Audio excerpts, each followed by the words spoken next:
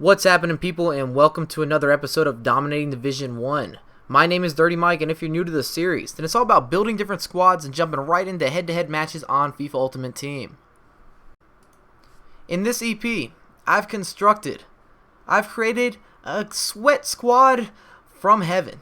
And it's an all-American team, and there's a reason behind that. So let me talk to you guys for a quick second, catch you up on what's been happening. I did start that Dirty Mike vs. YouTube series, which I'm so excited to keep pumping those out. And because it's on my channel, everybody's going to be playing head-to-head. However, a lot of YouTubers are really into FIFA Ultimate Team, and I love FIFA Ultimate Team as well.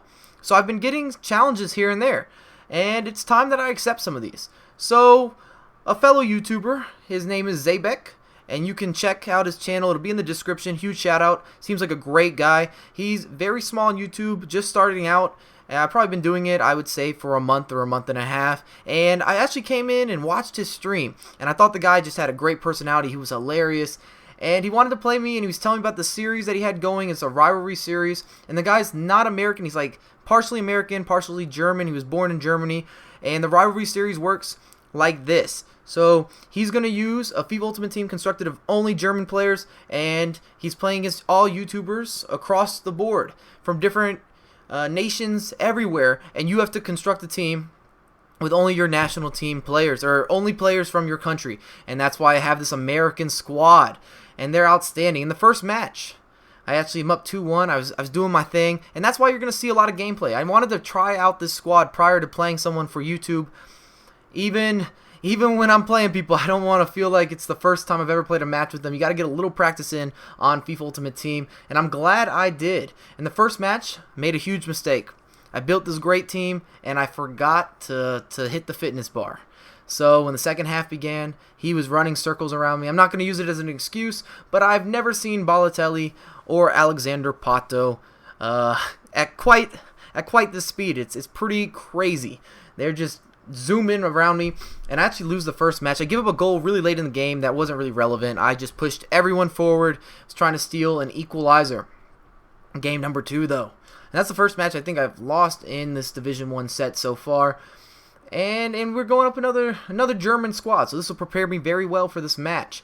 And I do believe that it's going to be uploaded sometime this week. If you follow me on Twitter or Facebook, then I will definitely like and comment on the video, so it's an easy way for you guys to find it. As I draw a penalty kick with just a little step over maneuver, and he's a little unlucky here. I guess he gets froze and he dives a little bit late, thankfully, and Alonso beats it home. So let's talk about this squad. Up front, I've got Team of the Season Landon Donovan, who's a little bit better than his regular card. He's definitely faster, but as for shooting and passing, it feels about the same. Now let's talk about Johnson, though. Ooh, Johnson is the real deal. He's a great player. Oh, look at the cut-in by Donovan, just banging down the post. Great player. Cost me just over 100,000 coins, and this team actually cost me about 210,000 coins if you wanted to replicate it. And I think Altidore fits that center attacking mid role perfectly. He's very physical. He's a better shooter. He just didn't have the pace, so I didn't want to use him as a striker. And I'm just counting on Landon Donovan being able to be fast. He needs to be fast. Sometimes I have trouble with him in FIFA Ultimate Team because he seems to get pushed off the ball really easily, even though his balance statistics are high. His strength really isn't that low, but he still gets just splashed around sometimes when he just gets touched. And as the left mid, we've got the extreme pace monster known as DeMarcus Beasley. We cut inside again and starting to put the moves on him. And I don't know how I drew a penalty there. Very lucky. It was very late. It had no impact on the final play, but I will take the goal, and Alonso steps up, knocks it down, same spot, same location, keeper pretty much same result. He was waiting there, but he couldn't do it. And for my right mid, a lot of people have never seen this guy, and I realized that because I actually played a couple wager matches with this squad. I wanted to try him out even a little bit more because I was having a good time. Once I got to rolling, figured out what I needed to get done with this 3-5-2 American sweat team, goals started piling in with Johnson with a nice little near post finish. And his name is Gat. My right mid name is Gat. He's not very expensive. He does not play in a league that you're probably familiar with. And he's just fast. Plain and simple. 2-star skill moves. I wouldn't highlight too many things about him. He's just a speed demon. And in the defense, you've got my man Win, and I thought about going with Brad Friedel. Timmy Howard always makes mistakes for me. Look at Altidore right there. Nice little placement. Guy brought out the keeper. He's a little frustrated. And I have a huge question for everyone. And the question that it is, let me know in the comment box. Let me know how you feel about this. Do you believe that there's handicapping in FIFA? With all the team of the season news and all these updates and things that have been going down, this has been a huge topic within the community, is I'm being handicapped. And what this means is you've built an extremely stellar squad, and that's why it's been hyped up recently because team of the season.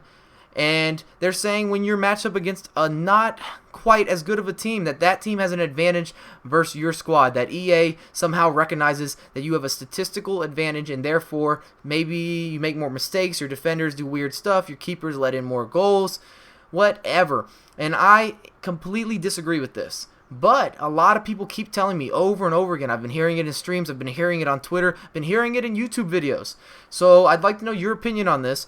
I don't use a ton of extremely expensive players, so some people are like, hey, your opinion might not be viable.